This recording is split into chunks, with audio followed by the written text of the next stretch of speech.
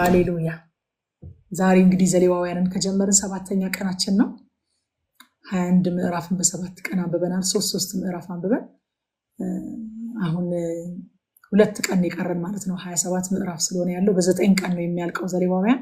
ስለዚህ ሐሙስና አርብ ስናነብ ዘሌዋውያንን እንጨርሳለን።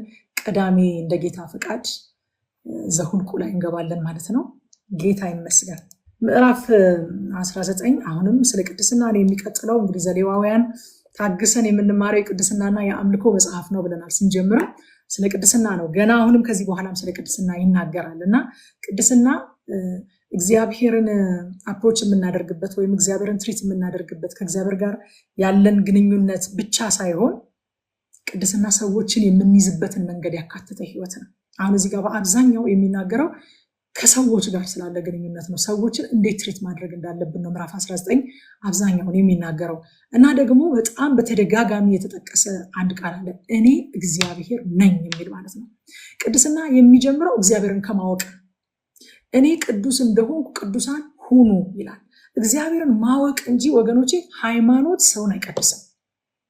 በሆነ ሃይማኖት ስም ስለተጠራን መቀደስ አንችልም። እግዚአብሔር እኔ እግዚአብሔር ነኝ ይላቸዋል። ተቀደሱ ይላቸውና ወዲያው እዛው ጋር መልሶ እኔ እግዚአብሔር ነኝ። እግዚአብሔር ማን እንደሆነ አምላካችን ማን እንደሆነ ማወቅ፣ እግዚአብሔርን ማወቅ ይቀድሳል ወገኖቼ። ስለዚህ የሚጀምረው እግዚአብሔርን ከማወቅ ነው ማለት ነው። እኔ እግዚአብሔር ነኝ ይላቸዋል በተደጋጋሚ እና ሐሳቦቹን ስናያቸው በአጠቃላይ የሚነሱት ወላጆቻችሁን አክብሩ፣ ሰንበትን አክብሩ፣ ከጣዖታት ተጠበቁ፣ ፍትሃዊ ሁኑ፣ በፍርድ አታዳሉ፣ ለድሃውና ለስደተኛው ራሩ፣ ጨካኞች አትሁኑ፣ እናንተም ደግሞ በግብፅ ምድር ስደተኞች እንደነበራችሁ አስቡ፣ በስራችሁ ደግሞ ታማኞች ሁኑ፣ ለስደተኞች ራሩ፣ ለድሆች ራሩ እያለ ለቃላችሁ ታማኞች ሁኑ እያለ እግዚአብሔር ከሰዎች ጋር ስላላቸው ግንኙነት ነው የሚናገረው። ሰንበትንም በተመለከተ በነገራችን ላይ ሰንበት እግዚአብሔር አምላክ ከስራው ሁሉ አርፎበታልና አንተ ምረፍበት ብሎ እግዚአብሔር ትእዛዝ ቢሰጥም ግን ሰንበትን ለምን እንደፈለገው ሲናገር ደግሞ እግዚአብሔር ባሮች፣ ልጆች፣ አህዮች፣ በሬዎች፣ እንስሶች እንዲያርፉ። ምክንያቱም አንድ ቀን ሰንበት ብዬ እንደዚህ ሰይሜ ካልሰጠው አታሳርፋቸውም፣ ባሪያዎችህን አታሳርፋቸውም፣ በሬዎችህን፣ አህዮችህን አታሳርፋቸውም። ስለዚህ ሰንበት ራሱ ለጥቅም ነው የተሰጠው ማለት ነው። ለእግዚአብሔር የሆነ የሰንበት ዕለት አርፈው የሚሰሩለት ስራ ስላለ ሳይሆን አንተም ራስህ ማረፍ አለብህ። አንድ ሰው ጤናማ ለመሆን መስራት እንዳለበት ሁሉ ማረፍ አለበት። ስለዚህ ማረፍ አለብህ አንተ ራስህ። ከዛ ደግሞ ባሮችህን እንድታሳርፍ፣ ሰራተኞችህ እንዲያርፉ፣ ከብቶችህ እንዲያርፉ፣ በሬዎቹ አህዮቹ እንዲያርፉ ነው ይላልና ከሰው ጋር የተገናኘ ነው። ምዕራፍ 19 በአብዛኛው ከሰው ጋር በተገናኘ ያሉትን ነው በድጋሚ እግዚአብሔር የሚያስረግጠውና የሚናገረው። ከዛ ያ ወርቃማ ሕግ ይመጣል። ከሁለቱ ታላላቅ ትእዛዛት መካከል ሁለተኛይቱ ታላቂቱ ትእዛዝ የተባለችው ትመጣለች። ባልንጀራህን እንደራስህ ውደድ የምትለው ማለት ነው። ባልንጀራህን እንደራስህ ውደድ፣ እኔ እግዚአብሔር ነኝ ይላል። አያችሁ፣ ባልንጀራን እንደራስህ ውደድ። ከየት ላምጣው? እግዚአብሔር ሆይ እኔ እግዚአብሔር መሆኔን እወቅ፣ እኔ እግዚአብሔር ነኝ ይላል። ማቴዎስ 22 ቁጥር 38 እስከ 40 ድረስ ጌታ ራሱ እንደዚህ ብሏል። ታላቂቱና ፊተኛይቱ ትእዛዝ ይህች ናት አለ። ሁለተኛይቱም ይህችን ትመስል። ታላቂቱ እግዚአብሔር አምላክን በፍጹም ልብ፣ በፍጹም ነፍስ፣ በፍጹም ሐሳብህ ውደድ፣ እሱም ብቻ አምልክ የሚለው ነው አለ። ሁለተኛይቱም ይህችን ትመስላለች። ሁለት ናቸው ታላላቅ ትእዛዞች። ይህችን ትመስላለች፣ እርሷ ባልንጀራህን እንደ ነፍስህ ውደድ የምትለዋ ናት። እንደ ራስህ ውደድ፣ እንደ ነፍስህ ውደድ የምትለዋ ናት ይላል ማለት ነው። ከዛ ቁጥር 40 ላይ በእነዚህ በሁለቱ ትእዛዝ ሕጉም ሁሉ ነቢያትም ተሰቅለዋል። ተሰቅለዋል ማለት ነው ማለት መሰላችሁ? ተንጠልጥለዋል ማለት ነው። እነዚህ ላይ ተንጠልጥለዋል፣ ተካተዋል እዚህ ውስጥ ማለት ነው። ጌታ ይባረክ። ሮሜ ምዕራፍ 13 ላይም ሐዋርያው ጳውሎስ ቁጥር 10 ላይ ከዚህ በፊት ማንበበናል ይሄንን ቃል፣ ፍቅር ለባልንጀራው ክፉ አያደርግም ይልና ስለዚህ ፍቅር የሕግ ፍጻሜ ነው። አሁን ከላይ ያሉትን ነገሮች በሙሉ ብታነቧቸው በፍቅር የሚፈጸሙ፣ በፍቅር የሚጠቀለሉ፣ ፍቅር ላይ የሚንጠለጠሉ፣ ፍቅር የሚችላቸው፣ ፍቅር የሚሸፍናቸው ነገሮች ናቸው። ቅድስናን ፍጹም ማድረግ የሚቻለው በፍቅር ብቻ ነው።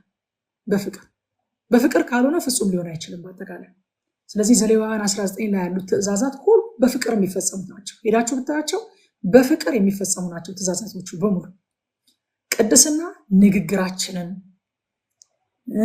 ቅድስና ለቃላችን ታማኝ መሆናችንን፣ ለተጠቃው መቆማችንን፣ ለተጎዳው መራራታችንን፣ ገንዘብ አያያዛችንን፣ ለቤተሰቦቻችን ያለንን አክብሮት፣ የዕለት ተዕለት ውሳኔያችንን ሁሉ የሚነካ ነገር ነው እንጂ ቅድስና የሆነ ቦታ የሆነ ቀን የምንፈጽመው ስርዓት አይደለም።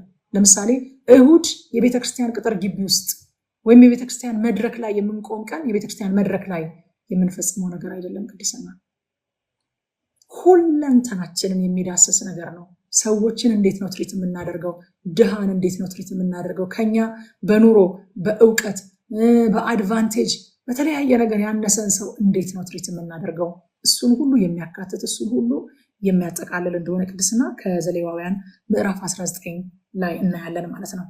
እስራኤላውያን የታዘዙት ፍጽምናን አይደለም እግዚአብሔር የጠበቀባቸው በነገር ሁሉ የእግዚአብሔርን ልብ ለመግለጥ ዲቮትድ መሆን መሰጠት። አንድ ብራስሌት ነበረ እዚህ ውስጥ የምታውቁት ትኖራላችሁ በእርግጠኝነት። አንድ ብራስሌት ነበረ የሚሸጥ WWJD የሚል ማለት ነው። ዋት ውድ ጂሰስ ዱ የሚል ብራስሌቱን ባያችሁት ቁጥር ኢየሱስ ቢሆን ምን ያደርግ ነበር የሚል ጽሑፍ ያለው ብራስሌት ማለት ነው። WWJD ዋት ውድ ጂሰስ ዱ። ከማንኛውም አይነት ኬዝ ጋር ስትገጣጠሙ፣ ከማንኛውም አይነት ከድሃው ጋር ስትገጣጠሙ፣ ከተጠቃው ጋር ስትገጣጠሙ፣ ከተገፋው ጋር፣ ፍትህ ከተዛባበት ጋር፣ ከታመመው ጋር፣ ከደህየው ጋር፣ ከእያንዳንዱ ጋር ስትገጣጠሙ ዋት ውድ ጂሰስ ዱ የሚል ብራስሌት እጃቸው ላይ ሙቭመንት ነበረ። እሱን እጅ ላይ ማድረግ እንደ አንድ ንቅናቄ ነበረ በአንድ ወቅት። ኢየሱስ ቢሆን ምን ያደርግ ነበር? ይሄ ነው በቃ ህይወት ማለት ይሄ ነው ወገኖች። የምናደርገውን ነገር ሁሉ ኢየሱስ ቢሆን ይሄን ያደርግ ነበር ብለን ራሳችንን መጠየቅ። ኢየሱስ ቢሆን ይሄንን ሰው እንደዚህ ያየው ነበረ፣ እንደዚህ ያናግረው ነበረ፣ እኔ እንዳደረግኩት ነበር የሚያደርገው ብለን ራሳችንን መጠየቅ ማለት ነው። ሁለንተናዊ ነው። ጌታ ይባረክ። አንደኛ ተሰሎንቄ ምዕራፍ 4 ቁጥር 7 ላይ ለእርኩሰት ሳይሆን እግዚአብሔር ለቅድስና ጠርቶናልና ይላል። ለእርኩሰት ሳይሆን እግዚአብሔር ለቅድስና ጠርቶናልና። ቅድስና ለካ ጥሪ ነው። ጥሪ ያለብን ወገኖቼ፣ ጥሪ ያለኝ ስንል በጣም በኩራት አይደል እንዴ የምንናገረው? እሷ ጥሪ ያለባት ሰው ናት። እኔ ጥሪ ያለብኝ፣ ወደ ጥሪ የምታስገባኝ መቼ ነው? ጥሪን ማወቅ እፈልጋለሁ ነው እንዴ? የጥሪያችንን አንዱን አካል ልንገራችሁ። እግዚአብሔር ለቅድስና ጠርቶናል። ሃሌሉያ! ለቅድስና ጠርቶናል። በእውነት እስኪ ለቅድስና ተጠርቻለሁ እያላችሁ ኮሜንት ጻፉ። እግዚአብሔር ነው የጠራን። እኔ አይደለሁም ያልኩት፣ ቃሉ ነው ያለው። ብሉይ ኪዳን አይደለም አዲስ ኪዳን ነው። ለርኩሰት ሳይሆን እግዚአብሔር በቅድስና ጠርቶናል። ሃሌሉያ! በቅድስና ተጠርተናል። ምዕራፍ 20 ላይ ስንገባ ለእግዚአብሔር ተለዩ ነው። የምዕራፍ 20 ደግሞ ዋና ሀሳብ ለእግዚአብሔር ተለዩ ነው።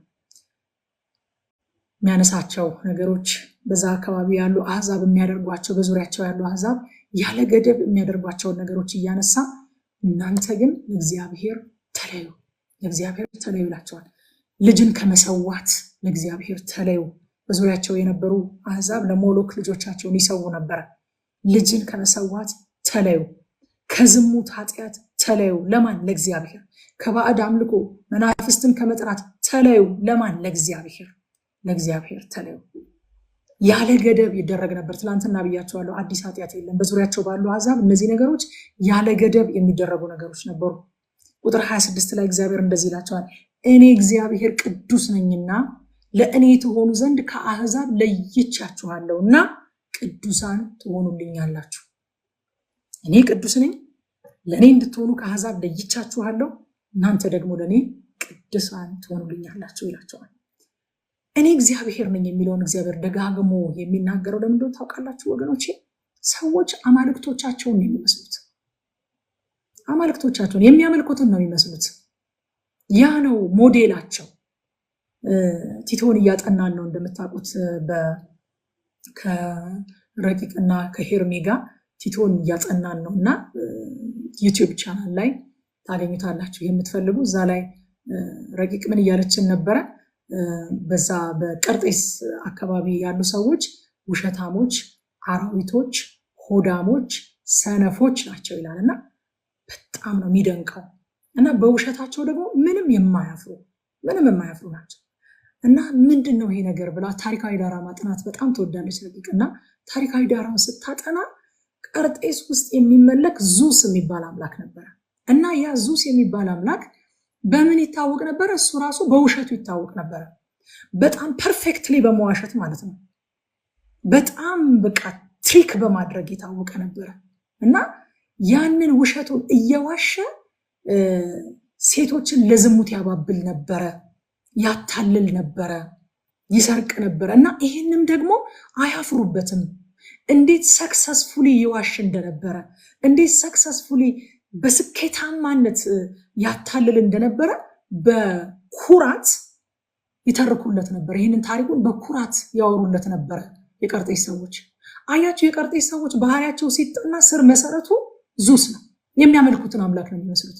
ስለዚህ እግዚአብሔር አሁን እዚህ ጋር የሚላቸው ነገር ምንድነው? ምዕራፍ 19 ላይ ምዕራፍ 20 ላይ መታችሁ ስታዩ ተቀደሱ፣ እንደዚህ አታድርጉ፣ ፍትሃዊ ሁኑ።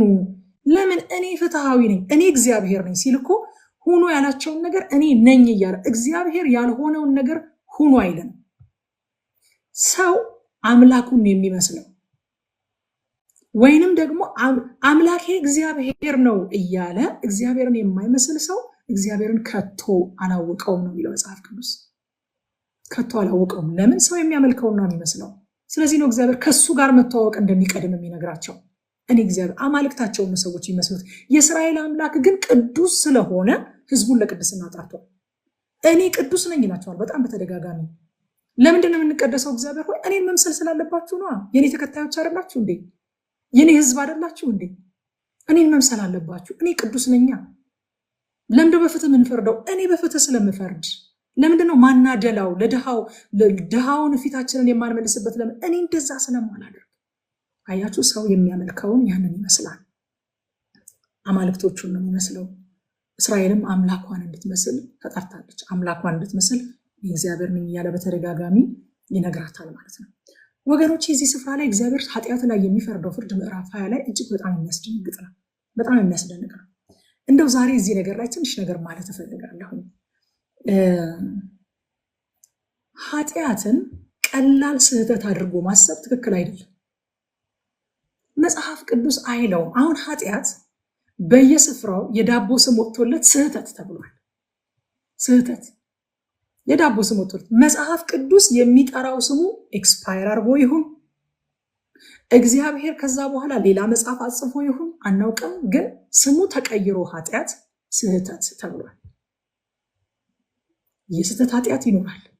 ነገር ግን ኃጢአትን ስህተት ብለን ዲፋይን ልናደርገው አንችልም።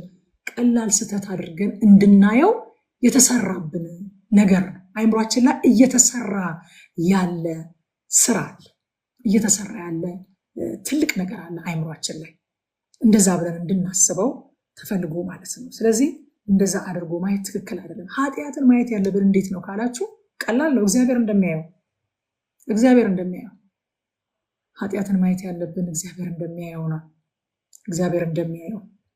እግዚአብሔር ኃጢአትን የሚያየው ሞት እንደሚያመጣ አመፅ እንደ ቀላል ስህተት ሳይሆን የሚያየው ሞት እንደሚያስከትል አመፅ ነው። ለዛ ነው እግዚአብሔር በተደጋጋሚ ትእዛዙን ይሰጥና ይህንን የማያደርገውን ወይም ደግሞ አታድርጉ ያለውን ይህንን የሚያደርገውን ግደሉት፣ እናንተ አይታችሁት ዝም ካላችሁ ደግሞ እኔ አጠፋዋለሁ ብሎ ይናገራል። ሞት የሚገባው አመፅ ነው መጽሐፍ ቅዱስ። እግዚአብሔር ያላቀለለውን አናቀልም። እግዚአብሔር ያካበደውን እናካብዳለን። እግዚአብሔር ያቀለለውን እናቀላለን። እሱ ያላቀለለውን ደግሞ አናቃልልም። እኛ ሮሜ ምዕራፍ 6 አዲስ ኪዳን ላይ ቁጥር 23 ላይ ሐዋርያው ጳውሎስ የኃጢአት ደመወዝ ሞት ነውና አለ፣ እግዚአብሔር የጸጋ ስጦታ ግን በክርስቶስ ኢየሱስ በጌታችን የዘላለም ሕይወት ነው። እኔ ወገኖቼ የኃጢአት ሰባኪ ሆኜ ኃጢአትን ልሰብካችሁ፣ ስለ ኃጢአት እንደው በጣም በቃ ልነዘንዛችሁ፣ ላስፈራራችሁ ፈልጌ አይደለም። የኃጢአት ምንነት ካልገባን የኢየሱስ ስራ ይቀልብናል። የኢየሱስን ስራ አፕሪሼት እንድናደርግ ምን እንደሆነ ኃጢአት ከምን እንደሆነ የወጣ ነው ማወቅና መረዳት ያስፈልጋል።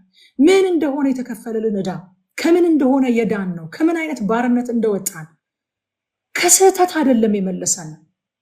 ሞት ከሚያስከትል አመፅ ነው ያዳነን። የዘላለም ሞት፣ ለዘላለም ከእግዚአብሔር ጋር መለየት ከሚያስከትል ኃጢአት ነው ያዳነን።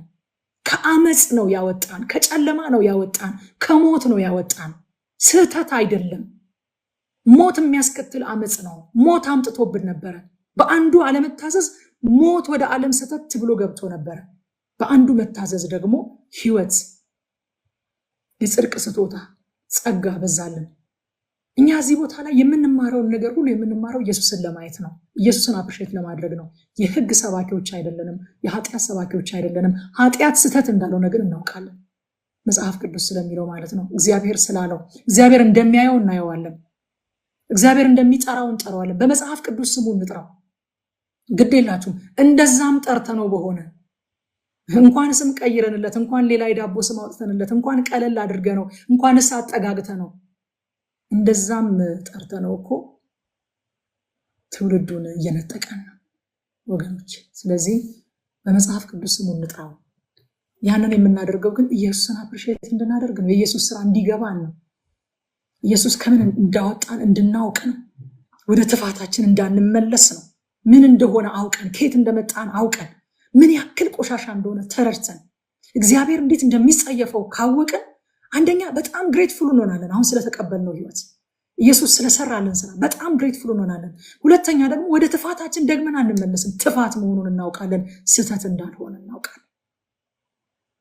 አያችሁ፣ ስህተት ካልነው ስም ካወጣንለት ቀስ አድርገን እየመለስነው ነው ማለት ነው።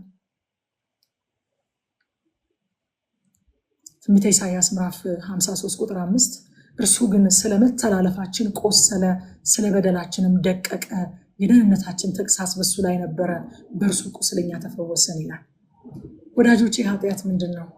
የሚያቆስል ነው። ኃጢአት ምንድን ነው? የሚያደቅ ነው። ያቆስላል፣ ያደቃል። ያልደቀቅ ነው፣ ያልቆሰል ነው ኢየሱስ ስለቆሰለና ስለደቀቀ ብቻ፣ እንደዛ ብቻ ነው። ስለዚህ አቅልለን ልናየው አይገባም። ከዚህ በፊትም ነግራቸዋለሁ። ኢየሱስን መስቀል ላይ የሰቀለው የሮማውያን የጦር ስልት፣ ወታደሮቹ ብርታት ምናምን አይደለም። ሮማውያን ስላሸነፉት አይደለም። ወይንም ደግሞ አይሁድ በጣም ስለከፉበትም አይደለም። አይሁድ አይደሉም፣ ሮማውያን አይደሉም፣ ሰይጣን አይደለም። ኢየሱስን መስቀል ላይ ያንጠለጠለው የሰው ልጆች ኃጢአት ነው። የኔና የእናንተ ኃጢአት ነው። እግዚአብሔር ኃጢአትን እንዴት ያየዋል? ልጁን እንደገደለበት አድርጎ ያየዋል። የእግዚአብሔር ልጅ የገደለው ኃጢአት እንዴት እግዚአብሔር ኃጢአትን ይወደዋል? ልጁን ገለበታል። ልጁን ለሞት አሳልፎ የሰጠው እኮ ኃጢአትን ምን ያህል እንደሚጸየፈው፣ ምን ያህል እንደሚጠላው፣ ምን ያህል ሊያስወግደው እንደሚፈልግ ያሳያል እኮ ልጁን ለሞት አሳልፎ መስጠቱ ማለት ነው። ይሄ ነው ወገኖች። አንደኛ ቆሮንቶስ ምዕራፍ 6 ከቁጥር 8 እስከ 11 ወይስ አመፀኛ የእግዚአብሔርን መንግስት እንዳይወርስ አታውቁምን? አትሳቱ። ሴሰኞች ቢሆን ወይም ጣዖት የሚያመልኩ ወይም አመንዝሮች ወይም ቀራጮች ወይም ከወንድ ጋር ዝሙት የሚሰሩ ወይም ሌቦች ወይም ገንዘብን የሚመኙ ወይም ሰካሮች ወይም ተሳዳቢዎች ወይም ነጣቂዎች የእግዚአብሔርን መንግስት አይወርሱም ይልና ከእናንተ አንዳንዶቹ እንደዚህ ነበራችሁ። ከእናንተ አንዳንዶቹ ተሳስታችሁ ነበር አይደለም የሚለው። አመፀኞች ነበራችሁ፣ ሴሰኞች ነበራችሁ፣ ጣዖት የምታመልኩ ነበራችሁ፣ አመንዝሮች፣ ቀላጮች፣ ከወንድ ጋር የሚተኙ ሌቦች፣ ገንዘብ የሚመኙ ሰካሮች፣ ተሳዳቢዎች፣ ነጣቂዎች እንደዚህ ነበራችሁ። ይሄ ነበረ ፍሬያችሁ። እንዴ ትተነው ስለመጣን ረሳ ነው እንዴ? እውር ነው ይላል እኮ ጴጥሮስ። የትናንትና የኃጢአቱን መንጻት የረሳ ሰው እውር ነው ይላል። እውር አይደለንም እኮ፣ ከምን እንደወጣን እናውቃለን። ልናቃልለው አንችልም። እግዚአብሔር እንዴት እንደሚያየው ካወቀን እኛም በእግዚአብሔር አይን ማየት ነው። እግዚአብሔርን መምሰል ማለት እኮ እሱ ነው። በስልጣን አንመስለው፣ በመፍጠር አንመስለው፣ በእውቀቱ በሁሉን አዋቂነቱ አንመስለው፣ በሁሉ ስፍራ በመገኘቱ አንመስለው። የምንመስለው እኮ በዚህ ነው። እሱ እንደሚያይ ነገሮችን ማየት፣ እሱ በሚጠራቸው ስም መጥራት፣ እሱ የሚያከብራቸውን ማክበር፣ እሱ የሚንቃቸውን መናቅ፣ እሱ የሚያከብደውን ማክበድ፣ እሱ የሚያቀለውን ማቅለል። ይሄ ነው እግዚአብሔርን መምሰል ማለት። እንደዚህ የነበራችሁ አለ። ነገር ግን ሃሌሉያ በጌታ በኢየሱስ ክርስቶስ ስም በአምላካችን መንፈስ ታጥባችኋል፣ ተቀድሳችኋል፣ ጸድቃችኋል። ሃሌሉያ ሃሌሉያ። አሁን እኮ መታጠብ አለባችሁ፣ መጽደቅ አለባችሁ፣ መቀደስ አለባችሁ እያልኳችሁ አይደለም ወገኖች። ከምን እንደታጠባችሁ ግን ማወቅ አለባችሁ። ምን እንደነበራችሁ ማወቅ አለባችሁ። ከዛስ ዛሬ ያላችሁበትን ታመሰግናላችሁ። የዛሬውን ህይወት በጣም አክብራችሁና አድንቃችሁ ትይዛላችሁ። ወደ ትፋታችሁ ደግሞ አትመለሱ። ከዚህ ነበር እንደ የመጣሁት ትላላችሁ ስታዩት። አሃ ከዚህ ነበር እንደ የመጣሁት። I don't want to go there anymore። መሄድ አልፈልግም ወደዛ ትላላችሁ። ጌታ ይባረክ። ወዳጆቼ ዛሬ የምንቀደሰው የህግን ትእዛዝ በመጠበቅ አይደለም። ዛሬ ከክርስቶስ ጋር በመተባበር ነው። መንፈስ ቅዱስን ስንቀበል የጸጋው መንፈስ ይቀድሰናል። እዚህ ውስጥ ያላችሁ ካላችሁ እንደው ኃጢአት የሚታገላችሁ ኃጢአት የሚላፋችሁ መሆን የምትፈልጉትን ነገር የማትሆኑ ማድረግ የምትፈልጉትን ነገር ማድረግ ያቃታችሁ ማቆም የምትፈልጉትን ነገር ማቆም ያቃታችሁ ሰዎች እኔ ልንገራችሁ፣ በትግል መቀደስ አይቻልም። ከዚህ በፊትም ተናግሬያለሁ። ኃጢአት ህግ ነው፣ ልክ እንደ ግራቪቲ። ህግ ደግሞ ያለማቋረጥ ነው የሚሰራው። ህግ አይደክምም። እናንተ ህግ የላችሁም፣ ፍቃድ ነው ያላችሁ። ፍቃድ ይደክማል፣ ፍቃድ ይቋረጣል። እናንተ ስለወደዳችሁ ማድረግ ስለፈለጋችሁ ማድረግ የምትችሉት ነገር አይደለም። ነገር ግን ከክርስቶስ ጋር ስትተባበሩ ሞቱን በሚመስል ሞት ህይወቱን በሚመስል ህይወት ኢየሱስ ክርስቶስ ስለኔ ኃጢአት ሞቷል፣ ስለ በደሌ ሞቷል፣ በመስቀል ላይ ውሏል፣ ደሙን አፍስሷል፣ በመቃብር 3 ቀን ቆይቷል፣ ከዛ ደግሞ ተነስቷል እኔን ስለማጽደቅ። ሃሌሉያ ሃሌሉያ። ስለ ኃጢአቴ ሞቶ እኔን ስለማጽደቅ ተነስቷል ኢየሱስ። እኔ ኃጢአተኛ ነኝ፣ በራሴ መቀደስ አልችልም፣ በራሴ አሁን ካለውበት ነገር መውጣት አልችልም፣ መድኃኒት ያስፈልገኛል፣ ኢየሱስን ጌታና አዳኝ አድርጌ እቀበላለሁ ብላችሁ ወደ ልባችሁ ስታስገቡት፣ ከክርስቶስ ጋር ስትተባበሩ የክርስቶስ መንፈስ ቅዱሱ መንፈስ መጥቶ በእናንተ ውስጥ ያድራል። የዛን ጊዜ የጸጋው መንፈስ ያገኛችኋል። የዛን ጊዜ መቀደስ ፍሬ ነው የሚሆነው። ብርቱካን ከተተከለ ብርቱካን ማፍራቱ ብርቅ አይደለም። አይገርምም? ብርቱካን አፈራ እኮ እንኳን አይባልም። ሎሚ ቢያፈራ ነው የሚገርመን። ዘሩ ሲቀየር፣ ስሩ ሲቀየር ወገኖቼ ፍሬያችሁ ይቀየራል። አውቶማቲክ ነው የሚሆነው፣ ፍሬያችሁ ይቀየራል። አትታገሉ፣ አትላፉ። እኔ አሁን ባላችሁበት ሆናችሁ የፈለገ አይነት ጥልቅ ሱስ ውስጥ ብትሆኑ፣ የፈለገ አይነት አስከፊ ስነ ምግባር ቢኖራችሁ ፍሬውን ቀይሩ እያልኩኝ ልባችሁን አናደክመው። ስሩን ቀይሩ፣ ዘሩን ቀይሩ፣ ከኢየሱስ ጋር ተባበሩ፣ መንፈስ ቅዱስን ተቀበሉ። ጸጋው መስራት ይጀምር በህይወታችሁ። ፍቀዱለት። የተመቻቸ አትሞስፌር ፍጠሩለት። የተመቻቸ አትሞስፌር ማለት ለእግዚአብሔር ጸጋ የኢየሱስ ጌትነት፣ ኢየሱስ የተሾመበት ልብ ላይ ጸጋ ያለመከልከል ይሰራል። መንፈስ ቅዱስ ያለመከልከል ይሰራል። መንፈስ ቅዱስ ያንን ሰውነት ይቆጣጠረዋል፣ ያንን ሰውነት ይቀድሰዋል፣ ያንን ሰውነት ይመልሰዋል፣ ይመራዋል፣ ይመክረዋል። ሃሌሉያ። ስለዚህ የምንቀደሰው ዛሬ የህግ ትእዛዝን በመጠበቅ አይደለም። አትቅመስ፣ አትንካ፣ አታድርግ የሚሉትን በማድረግ አይደለም የምንቀደሰው። ይልቁንም ከክርስቶስ ጋር በመተባበር መንፈስ ቅዱስን ስንቀበል ጸጋው አክቲቬትድ ይሆናል። ሃሌሉያ።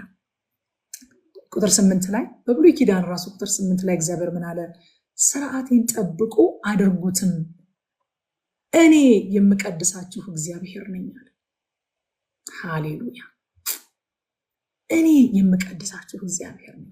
ዮሐንስ ወንጌል ምዕራፍ 17 ቁጥር 19 ላይ ጌታ እንደዚህ ብሏል፣ እነርሱ ደግሞ በእውነት የተቀደሱ እንዲሆኑ እኔ ራሴን ስለነሱ ቀድሳለሁ። ቅድስና ከየት እንደሚጀምር አያችሁ? ቅድስና ከኛ አይጀምርም በፍጹም።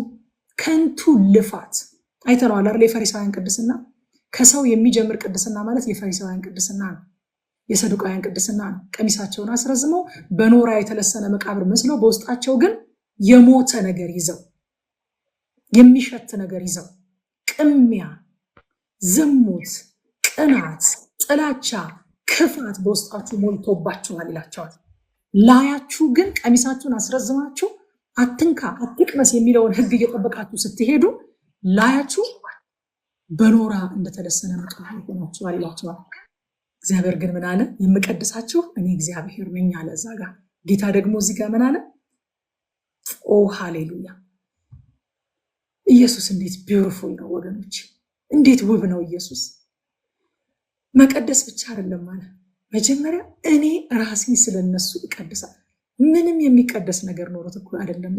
እሱ እኮ ገና ሲመጣ የሚወለደውም ቅዱስ የእግዚአብሔር ልጅ ይባላል የተባለ የተቀደሰ እኮ ነው፣ የተለየ እኮ ነው፣ ከምንም ያልተቀላቀለ እኮ ነው፣ ማንንም የማይመስል እኮ ነው፣ የተለየ ነው።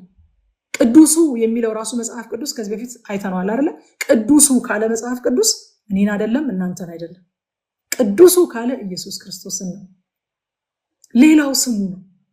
አጋንንት እንኳን መጀመሪያ ወደ ቤተ መቅደስ ሲገባ አጋንንት የነበረው ሰው ምኩራባቸው ነበረ ይላል ማርቆስ ወንጌል ላይ። በጣም ይገርመኛል። እንደ ገንዘብ አጋንንት ይዞ ምኩራባቸው ውስጥ ቁጭ ብሏል። አጋንንት የነበረው ሰው ነበረ ምኩራባቸው ውስጥ ይላል። እና ኢየሱስ ወደ ምኩራብ ሲገባ የልዑል እግዚአብሔር ልጅ አንተ የእግዚአብሔር ቅዱሱ ጊዜያችን ሳይደርስ ልታቃጥለን መጣህን አለው። አንተ የእግዚአብሔር ቅዱሱ the holy one። ሃሌሉያ። ቅዱሱ ካለ መጽሐፍ ቅዱስ ኢየሱስን ነው። ነገር ግን ያ ቅዱሱ መቀደስ የማያስፈልገው ያ ቅዱሱ ምን አለ? እኔ ራሴን ስለነሱ ቀድሳለሁ። ኦ ሃሌሉያ! ምን አይነት ጌታ ነው! ምን አይነት ጌታ ነው! ክብር ይሁንለት። ሃሌሉያ! ኢየሱስ በሕግ ሳይሆን ጸጋን በተሞላው እውነቱ ይቀድሰናል። እሱ ስለኛ ተቀደሰ። ዛሬ ደግሞ በእውነቱ እየቀደሰን ይኖራል ማለት ነው። በእውነቱ እየቀደሰን ይኖራል። ለዛ ነው ዮሐንስ 17:17 በጣም የምንወደው ጥቅስ። እንደ ጥቅስ በቃላችሁ የመያዝ ቻሌንጅ ያለባችሁ ሰዎች ከዚህ መጀመር ትችላላችሁ። እኔ ለመጀመሪያ ጊዜ ሜሞራይዝ ያደረግኩት ጥቅስ ነው። 17:17 ቀላል ነው አይደል? ዮሐንስ 17:17 ቃልህ እውነት ነው፣ በቃልህ ቀድሳቸው የሚለው ቃል ማለት ነው። እውነቱ ዛሬ ይቀድሳል። ቃሉ ዛሬ ይቀድሳል። ሃሌሉያ ሃሌሉያ። ጌታ ይባረክ። ዛሬ በእውነቱ እየቀደሰ ነው። በመጀመሪያ እርሱ ራሱ ስለኛ ቀደሰ። ዛሬ ደግሞ በእውነቱ እየቀደሰን ይኖራል። እግዚአብሔር ራሱ የምቀድሳችሁ እኔ ነኝ ብሎ በምን እንደሚቀድሳችሁ ታውቃላችሁ? ቃሉን በመስጠት ትእዛዙን በመስጠት በዚህ ነው መቀደሳችሁ። የምትሄዱበትን መንገድ የሚመራችሁ ካርታ እየሰጠኋችሁ ነው። ማፕ ሰጥቼ ነው መቀደሳችሁ ይላቸው። ኢየሱስ ደግሞ ማፕ ብቻ ሳይሆን መጀመሪያ መንገዱን ራሱ ጠረገው። ራሱ ስለኛ ተቀደሰ። እኔ ራሴን ስለእናንተ ቀድሳለሁ ብሎ መንገዱን መጀመሪያ ጠረገውና አሁን ደግሞ በእውነት ይቀድሳችኋል ብሎኛል። ቃልህ እውነት ነው፣ በእውነት ይቀድሳቸው ይላል። ገላትያ ምዕራፍ 5:16 እንደዚህ ይላል፣ ነገር ግን እላለሁ በመንፈስ ተመላለሱ፣ የሥጋን ምኞት ከቶ አትፈጽሙ። ኃጢአት እጅግ አደገኛ ነገር ነው ወገኖች። ግን ኃጢአት እጅግ አደገኛ ቢሆንም በክርስቶስ የተገለጠው ጸጋ ግን አብዝቶ ይልቃል። በጣም አደገኛ ነው። በሰው አማርኛ ኃጢአት አደገኛ ነው፣ ጸጋው ደግሞ በጣም አደገኛ ነው። ሃሌሉያ ጌታ ይመስገን። አንድ ቀን ይሄ ሮሜ ምዕራፍ 5 ላይ ያለው ሮሜ ምዕራፍ 5 በነገራችን ላይ በጣም ሪች። እኔ በቃ እንዴት በጣም ብዙ ጊዜ ሄዳለሁ። ካያችሁኝ ወደ ሮሜ ምዕራፍ 5 በጣም ሄዳለሁኝ እና በጣም ሪች ነው የሆነ የመጽሐፍ ቅዱስ ክፍል ነው። እና አንድ ቀን ውጭ እያጠናሁኝ ልጄ ድንገት ስትመጣ በቃ እሰብካታለሁ፣ ቁጭ አድርጌ ተሰብካታለሁኝ እና ይሄ እንደዚህ ይላል ቁጥር 15 ጀምሮ፣ ነገር ግን ስጦታው እንደ በደሉ መጠን እንደዚያ አይደለም፣ በአንድ ሰው በደል ብዙዎች ሞተዋልና ብሎ፣ ነገር ግን የእግዚአብሔር ጸጋና በአንድ ሰው በኢየሱስ ክርስቶስ ጸጋ የሆነው ስጦታ ከዚያ ይልቅ ለብዙዎች በዛ። እንዴት እንደሚተልቅ ከነበረው በደል እንዴት እንደሚተልቅ ከዚያ ይልቅ ለብዙዎች በዛ። አንድ ሰውም ኃጢአትን በማድረጉ እንደሆነው መጠን እንደዚያው ስጦታው አይደለም። ስጦታውና ኃጢአቱ ተመጣጣኝ አይደሉም። የመጣው ጸጋና የነበረው ኃጢአት ተመጣጣኝ አይደሉም። ፍርድ ከአንድ ሰው ለኩነኔ መጥቷል፣ ስጦታው ግን በብዙ በደል ለማጽደቅ መጣ። በአንዱ በደል ሞት በአንዱ በኩል ነገሰ፣ ይልቁን የጸጋ ብዛትና የጽድቅን ስጦታ ብዛት የሚቀበሉ በአንዱ በኢየሱስ ክርስቶስ በኩል በሕይወት ይነግሳሉ። በሕይወት ይኖራሉ ብቻ አይደለም። ያኛው በአንድ ሰው አለመታዘዝ በኩል የመጣው ኃጢአት በሕይወት ከመኖር አጎደላቸው፣ ሞትን አመጣ። የተገለጠው በኢየሱስ ክርስቶስ በኩል የመጣው ጸጋስ ከሞት ሬስኪው አድርጓቸው፣ ሕይወት ዘርቶባቸው ብቻ ሰርቫይቭ እንዲያደርጉ አድርጎ አይደለም የተዋቸው፣ በሕይወት አኖራቸውና ከዛ ደግሞ አነገሳቸው በዛ ሕይወት። ኃጢአት አደገኛ ነው፣ ጸጋው ግን ከዛ በላይ አደገኛ ነው። ሃሌሉያ ሃሌሉያ። ከዛ እንደዚህ ይላል፣ እንግዲህ በአንድ በደል ምክንያት ፍርድ ለኩነኔ ወደ ሰው ሁሉ እንደመጣ እንዲሁ በአንድ ጽድቅ ምክንያት ስጦታው ሕይወትን ለማጽደቅ ወደ ሰው ሁሉ መጣ። በአንዱ ሰው አለመታዘዝ ብዙዎች ኃጢአተኛ እንደሆኑ እንዲሁ ደግሞ በአንዱ መታዘዝ ብዙዎች ጻድቃን ይሆናሉ። ከዛ ቁጥር 20 እስከ 21 ነው በጣም የሚገርመኝ። በደልም እንዲበዛ ሕግ ጭምር ገባ። ዋው! ሕግ የገባው ለምንድን ነው? በደል እንዲበዛ። በደል እንዲበዛ፣ ሰዎች እንዲበድሉ ሳይሆን በደለኛ መሆናቸውን እንዲያውቁ። በዳይ ሁሉ በዳይ መሆኑ የታወቀው የተጋለጠው ሕግ ሲመጣ ነው። በደል እንዲበዛ፣ የብዙዎች በደል እንዲገለጥ፣ ብዙዎች በዳይ መሆናቸውን እንዲያውቁ እንዲታወቅ ሕግ ጭምር ገባ። ዳሩ ግን ኃጢአት በዛ። እንግዲህ በቃ ሕግ ሲመጣ ኃጢአት በዛ። በፊት መኖሩ ያልታወቀ ኃጢአት ሁሉ ተገለጠና በዛ። ከዛ ምን አለ? ዳሩ ግን ኃጢአት በበዛበት ኃጢአት በሞት እንደነገሰ እንዲሁ ደግሞ ጸጋ ከጌታችን ከኢየሱስ ክርስቶስ የተነሳ በጽድቅ ምክንያት ለዘላለም ሕይወት ይነግስ ዘንድ ጸጋ ከመጠን ይልቅ በለጠ። ሃሌሉያ! ጸጋ ከመጠን ይልቅ በለጠ። እስራኤልም ወገኖች ከመጠን ይልቅ የሚበልጥ እግዚአብሔር ጸጋ አለ። ስለ ኃጢአት አስከፊነት ነገራችሁ ልባችሁ ደግሞ ልባችሁ ዝቅ ብሎ ተስፋ ቆርጣችሁ እንድትሄዱ ሳይሆን ኃጢአት አደገኛ ነው፣ ጸጋው ደግሞ ከዛ በላይ አደገኛ ነው። ሃሌሉያ! ክብር ለኢየሱስ ይሁን። ስለዚህ ወዳጆቼ የምንቀደሰው እግዚአብሔር ስለቀደሰን ነው። እንደዚህ ያላቸው ለእኔ ትሆኑ ዘንድ ከአሕዛብ ለይቻችኋለሁና ቅዱሳን ትሆኑልኛላችሁ አለ። ለይቻችኋለሁ ማለት ቀድሻችኋለሁ ማለት ነው። ቅድስና ቀንበር አይደለም ወገኖች። ስለ ቅድስና ስናስብ ቀንበር አይደለም። የእግዚአብሔር ሕዝብ ከክፉ የሚጠበቅበት አጥር ነው። ቅድስና ቀንበር ሳይሆን የእግዚአብሔር ሕዝብ ከክፉ የሚጠበቅበት አጥር ነው። እግዚአብሔር ለሕዝቡ የቀጠረው አጥር ነው። ከአጥሩ ስንወጣ የሚጎዳው እግዚአብሔር ሳይሆን እኛ ራሳችን። ዳዊት በመዝሙረ ዳዊት ምዕራፍ 23 ላይ በጣም የምንወደውን ያንን መዝሙር 23ን ስታነቡት አንድ ቃል አለ አይደል? በትርና መርኩዝህ እነሱ ያጽናኑኛል። በጓ እኮ ዝም ብላችሁ ብትጠይቋት እንደ ማንኛውም በግ ምርኩዝስ እሺ፣ በትሩን ግን ላትወደው ትችላለች። ነገር ግን በትሩ ምንድን ነው የሚያደርግላት? ወደ ሰው እርሻ ወደ ሰው ቅጥር ስትገባ ይመልሳታል። በትሩ በጓን መግደያ አይደለም፣ የበጓ ቀንበር አይደለም። በጓ ያልተፈቀደላት ቦታ ገብታ ችግር እንዳይገጥማት መመለሻ ነው። ሃሌሉያ! ቅጥራችን ነው። ጌታ ይባረክ።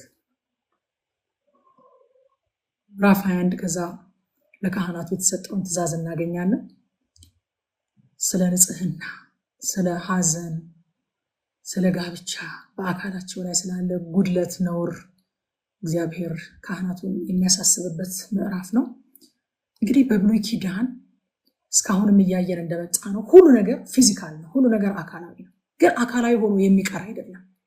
ሊመጣ ያለው የእውነተኛው የመንፈሳዊው አካል ጥላ ነው ይሄኛው። የስፒሪቹዋሉ ማለት ነው። የስፒሪቹዋሉ ጥላ ነው ይሄኛው። ፊዚካሉ የስፒሪቹዋሉ ጥላ ነው። ስለዚህ ትኩረታችን ይሄ ፊዚካሉ ላይ መቅረት የለበትም። እዚህ ቦታ ላይ እግዚአብሔር የሚናገረውን ነገር ስናይ ፊዚካሉ ላይ መቅረት የለበትም። እዚህ ቦታ ላይ የሚነገረው ተጨባጩ ነገር ላይ አካላዊ ነገር ላይ መቅረት የለበትም። ሊመጣ ያለውን መንፈሳዊውን የዚህን አካል አሻግረን ማየት መቻል አለብን። ስለዚህ እዚህ ቦታ ላይ እግዚአብሔር የሚጠቅሳቸው አካላዊ ሁኔታዎች ዛሬ ላይ ቆመን ስናይ የሚያሳዩን መንፈሳዊ ማንነትን፣ መንፈሳዊ ቁመናን ነው እንጂ የእጅን፣ የእግርን፣ የአፍንጫን፣ የምናምንን ጉድለትና እንከን ወይንም ነቀፋ አይደለም። ከቁጥር 16 እስከ 23 ድረስ የተነገረው ወደ እግዚአብሔር መቅደስ መግባት ያለበት፣ ወደ መጋረጃው መግባት ያለበት ካህን ምን አይነት አካላዊ ገጽታ ሊኖረው እንደሚገባ፣ ምንም አይነት ነቀፋ ሊኖረው እንደማይገባ፣ ምንም አይነት እንከን፣ ጉድለት ወይንም ትርፍ ነገር ሊኖረው እንደማይገባ በጣም አበክሮ እግዚአብሔር ይናገራል። እግዚአብሔር አካል ጉዳተኞችን ስለሚጠላ፣ አካል ጉዳተኞችን ስለሚንቅ፣ አካል ጉዳተኞችን ስለሚጸየፍ ግን አይደለም በፍጹም ይሄ ክፍል የተጻፈው። ምን መሰላችሁ? በመጽሐፍ ቅዱስ ስነ አፈታት አንዱ መጽሐፍ ቅዱስን የምንፈታበት መንገድ የእግዚአብሔር ባህሪ ይባላል። ክፍሉን ስንፈታ ከእግዚአብሔር ባህሪ ጋር የማይሄድ ከሆነ አፈታታችንን እንደገና መፈተሽ አለብን። አሁን ይህንን ክፍል ስትፈቱት እውነት እግዚአብሔር አካል ጉዳተኞች ወደ መቅደሱ እንዳይገቡ እነሱን ማየት ስለሚጸየፍ እነሱን ማየት ስለሚጠላ እነሱን ስለማይወድ ምናምን ነው ብላችሁ የምትፈቱት ከሆነ ጀነራሊ ከእግዚአብሔር ባህሪ ጋር ተቃረንን ማለት ነው። ስለዚህ አንዱ መጽሐፍ ቅዱስን የምንፈታበት ዘዴ የእግዚአብሔር ባህሪ ኢንጀነራል የእግዚአብሔር ባህሪ እንደዚህ ነው ወይ ብለን መጠየቅ አለብን ክፍሉን ከመፍታታችን በፊት። ስለዚህ የተነገረው ስለ ፊዚካል ነገር አለ። ያ አካል እዛ ቦታ ላይ ሙሉ የሆነ ፍጹም የሆነ እንከን የሌለበት ነውር የሌለበት እንዲሆን እፈልጋለሁኝ ወደ መጋረጃው ገብቶ የክህነት አገልግሎትን የሚያገለግል ሰው ብሎ እግዚአብሔር የተናገረለት ጥላ አካሉ ዘላለማዊው ሊቀ ካህን ኢየሱስ ክርስቶስ ነው። ስለዚህ እግዚአብሔር ምን እያደረገ ነው? እንደ ጥሩ አርክቴክት ኢየሱስን አሻግሮ እየሳለ ነው። እርሱ በሁለንተናው ንጹህና ነውር የሌለበት ጉድለት የሌለበት ሆኖ ስለሚመጣ ጥላውን በጥንቃቄ መሰራት አለበት። እዛ ጋር የሚገቡ ካህናት ፍጹማን መሆን ያለባቸው፣ እንከን የሌላቸው መሆን ያለባቸው፣ ነውር የሌላቸው መሆን ያለባቸው። ለምንድን ነው? ሊመጣ ያለው ዋናው ሊቀ ካህን ኢየሱስ ክርስቶስ ነውር አልባ ስለሆነ እግዚአብሔር ያንን ስዕል በጥንቃቄ እየሳለ ስለሆነ ነው እንጂ እግዚአብሔር አካል ጉዳተኞችን የሚጸየፍ አምላክ ሆኖ አይደለም። እግዚአብሔር በምዕራፍ 21 የተናገራቸው የካህን የቅድስና መስፈርቶች ትክክለኛ ፍጻሜያቸውን ያገኙት ኢንፋክት በጌታችን በኢየሱስ ክርስቶስ ነው። ነውር የሌለበት፣ ነቀፋ የሌለበት፣ ስህተት የሌለበት፣ ንጹህ የሆነ ምንም አይነት እድፍ ምንም አይነት ቆሻሻ ያልተገኘበት፣ ስለገዛ ኃጢአቱ መስዋዕት ማቅረብ የማይጠበቅበት ፍጹም የሆነ ቅዱስ የሆነ ልዩ የሆነ የዘላለም ሊቀ ካህን ኢየሱስ ክርስቶስ ነው። ዲማንዱ እዚህ ቦታ ላይ የቀረበው የተሞላው በጌታችን በኢየሱስ ክርስቶስ ነው። እግዚአብሔርም አሻግሮ እሱን እየሳለ ነበረ። ለዛ ነው ዕብራውያን 7 ቁጥር 26 ቅዱስና ያለ ተንኮል ነውርም የሌለበት ከኃጢአተኞችም የተለየ ከሰማያት ከፍ ከፍ ያለ እንደዚህ ያለ ሊቀ ካህናት ይገባናል የሚለው ይገባናል። እዛው ጋር አካላቸውን በቅድስና እንዲጠብቁና ደግሞ የቅብአቱ ዘይት በላያቸው ስላለ ለሚነኩት ነገር በጣም እንዲጠነቀቁ ደግሞ እግዚአብሔር አበክሮ ያስጠነቀቃቸዋል። የሞተ ነገር እንዳይነኩ፣ የሞተ ሰው እንዳይነኩ አበክሮ ያስጠነቀቃቸዋል እግዚአብሔር። ለምን? እግዚአብሔር ሆይ የቅብአቱ ዘይት በራሳችሁ ላይ ስላለ። ያ የቅብአት ዘይት ማን ነው ብለናል ዛሬ? መንፈስ ቅዱስ ነው። አሁን በራሳችን ላይ ሳይሆን በውስጣችን ነው ያለው ይሄ የቅብአቱ ዘይት። ሃሌሉያ፣ ጌታ ይባረክ። በውስጣችን ሆኖ አሁን ውስጣችንን እያነጻ አሁን የምንጠነቀቀው ለምናችን ነው? ለውስጣችን የምንጠነቀቀው ሁሉ ነገር አሁን ምን ሆኗል? መንፈሳዊ ሆኗል፣ ውስጣዊ ሆኗል፣ ልባዊ ሆኗል። ከአካላዊነት ከውጫዊነት ወደ ውስጥ ገብቷል። አሁን ያ ቅብአት አሁን በውስጣችን ነው ያለው። አሁን ከሞተ ነገር ጋር የማንነካካው በልባችን ነው፣ በእጃችን አይደለም። በእጃችሁ የሞተ ነገር እንዳትነኩ፣ እንዳትረክሱባቸው፣ አትርከሱባቸው የሚለው የሞተ ነገር ሲነኩ ስለሚረክሱ ስለነበረ ነው። ካህናት አትርከሱባቸው ይላል። ዛሬ ግን ልብን ከሚያረክስ ነገር ነው የምንጠነቀቀው። ቅብአቱ ያለው በልባችን ላይ። ሃሌሉያ። እዚህ ግንባራችን ላይ ምናምን አይደለም፣ በልባችን ላይ ነው ቅብአቱ ያለው። ስለዚህ ለቤዛ ቀን የታተምንበትን ቅዱስ መንፈስ እንዳናሳዝን እንጠነቀቃለን። ልባችንን እንዳይረክስ ምን እንደምንነካ ከማን ጋር መንፈሳዊ ንክኪ እንደምናደርግ እንጠብቃለን፣ እንጠነቀቃለን። ምክንያቱም አሁን አካላዊ አይደለም መንፈሳዊ ነው ነገሩ።